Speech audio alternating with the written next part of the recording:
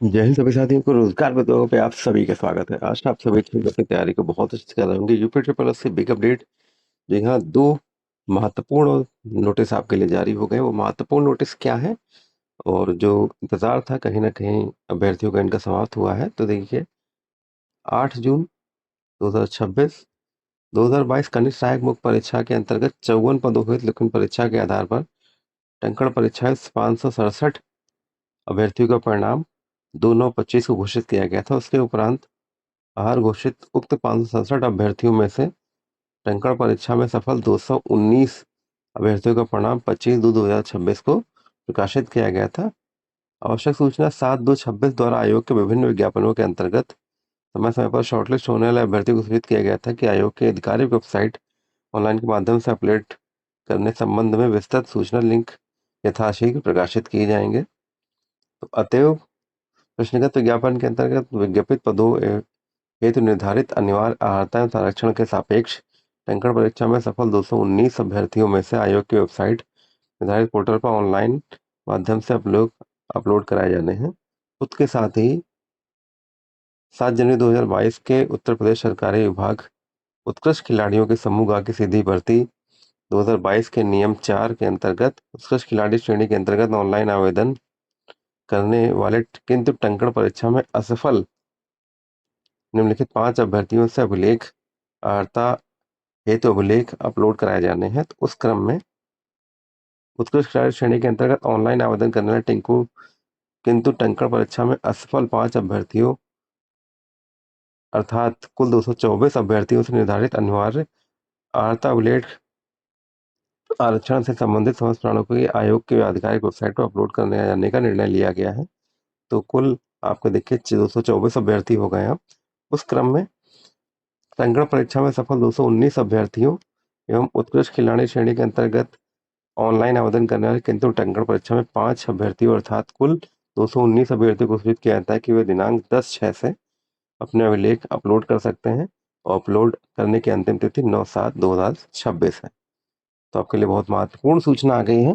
जो हमारे 54 जो पदों के लिए 224 जो हमारे भाई बहन है उनके अपलोड करने के जो लिंक है, आपका जो कह सकते हैं डॉक्यूमेंट वेरिफिकेशन आपका है, उसकी डेट आ गई है। 10 तारीख से 10/6 से 9/7 तक आपके डॉक्यूमेंट वेरिफिकेशन की कार्रवाई आपकी होनी है।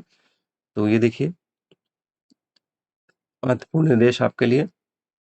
केवल ऑनलाइन माध्यम से ही अब ये स्वीकार किए जाएंगे, किसी अन्य माध्यम जैसे ईमेल, व्यक्तिगत प्रस्तुति आदि से नहीं।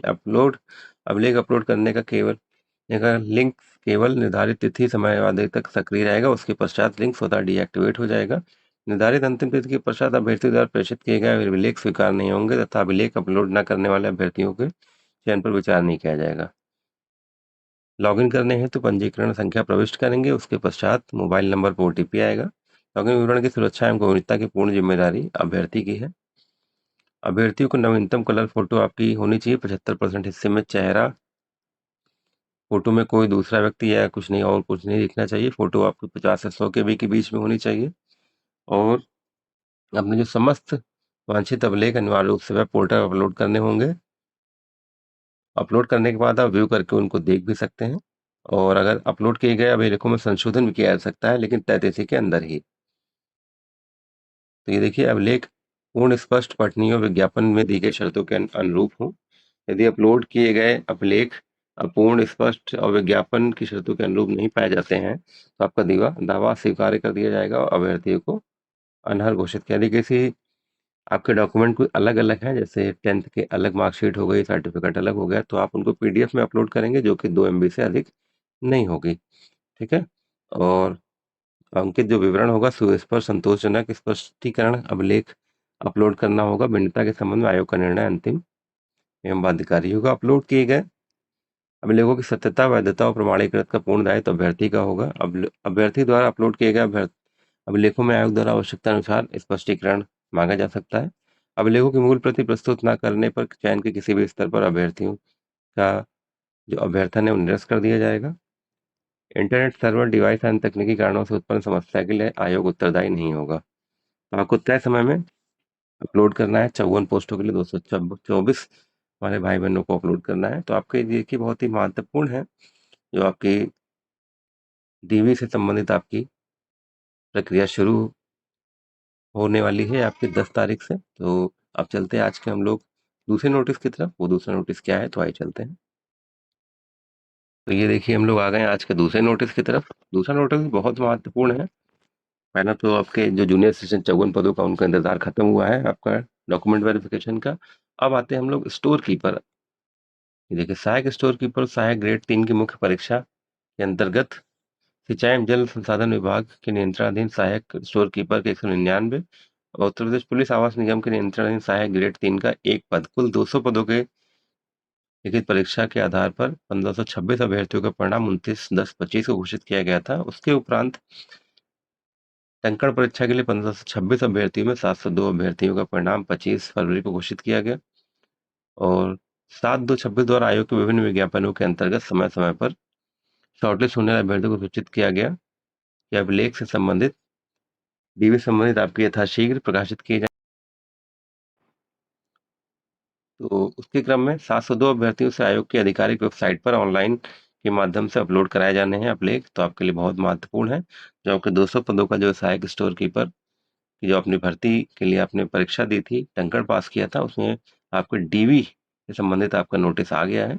और ये देखिए किंतु देखिए ऑन जो उत्कृष्ट खिलाड़ी श्रेणी के अंतर्गत 4 जो हमारे अभ्यर्थी हैं जो टंकण परीक्षा में असफल रहे हैं, किंतु इनको उत्कृष्ट खिलाड़ी श्रेणी के अंतर्गत अभिलेख अपलोड कराए जाने हैं। तो अगर हम बात करें तो 702 ये हो गए और 4 ये हो गए। तो ये देखिए 702 ये देखिए सफल, 702 आपके ये हो गए, ये देखिए, और 4 ये हो गए। तो कुल 706 अभ्यर्थियों का जो आपका है वो टंकण परीक्षा में सब जो ये जो टंकण परीक्षा में 4 तो आपके नहीं क्वालिफाई हुए थे, लेकिन 702 और ये उत्कृष्ट खिलाड़ी कोटे से 4 तो 706 आपके हो गए हैं जिनको डीवी इनका डीवी 11/6 से शुरू हो रहा है और 10/7 तक इनका डीवी चल रहा है। तो देखिए 2 डीवी एक साथ अब हो रहे हैं। पहला आपका जूनियर असिस्टेंट 54 पदों के लिए और ये असिस्टेंट स्टोर कीपर का आपका 706 पद अभ्यर्थियों का डीवी 11/6 से 10/7 तक होगा और प्रक्रिया वही है पूरी इसकी डीवी की भी। तो जैसे अन्य प्रक्रियाएं जैसे मैंने अभी पिछले आपके उसमें बताया है, पिछले का सॉरी जो आपके मैंने अभी बताया है इसमें जूनियर असिस्टेंट 54 पदों के लिए पूरी सेम प्रक्रिया वही है कि जो फोटो आपकी होगी 50 से 100 केबी के बीच में होनी चाहिए और डॉक्यूमेंट कोई अगर अलग अलग है तो उसकी एक पीडीएफ बन जाएगी जो कि 2 MB से कम होगी। बहुत ही महत्वपूर्ण आपके लिए अपडेट्स आ चुकी है कि आपके 2 भर्तियों के डीवी आपके एक साथ शुरू हो रहे हैं। एक का 10 तारीख से शुरू हो रहा है, एक का 11 तारीख से शुरू हो रहा है। तो अपने सभी डॉक्यूमेंट्स अपने तैयार कर लीजिए। जो आपने फॉर्म भरते समय लगाए थे वही डॉक्यूमेंट्स आपके लगने हैं। तो जल्द से जल्द अपने डॉक्यूमेंट्स तैयार कर लीजिए और अच्छे से रख लीजिए और जैसे ही शुरू होता है वो दिन आपके डॉक्यूमेंट्स अपलोड करने का, आप आराम से 1-2 दिन ले लीजिएगा। 10 के बाद 10 से ही ना करिए क्योंकि प्रोसेस पहले समझ लीजिए। 10 के बाद आप 11, 12, 13 से कर सकते हैं क्योंकि इतने ज़्यादा अभ्यर्थी नहीं थे। आपको देखिए एजीटीए में लगभग 22,000 के आसपास रहे और जूनियर असिस्ट और एजीटीए में लगभग आपके हाँ 22,000 के और जूनियर असिस्टेंट 5512 में लगभग 26,000 के आसपास रहे। देखिए जब उतने अपलोड हो गए एक महीने में तो आपके तो 706 हैं और जूनियर असिस्टेंट 54 पदों के लिए केवल 224 अभ्यर्थी हैं। तो आप बहुत ही आराम से स्थिति को पूरी प्रोसेस को समझते हुए अपलोड करिएगा। बिल्कुल जल्दबाजी मत करिएगा, तय समय में आपका सब कुछ हो जाएगा। कोई भी क्वेरी हो निश्चित रूप से आप पूछिए। ऐसे अपडेट्स के लिए रोजगार विभाग के साथ जुड़े रहें। जय हिंद, जय भारत।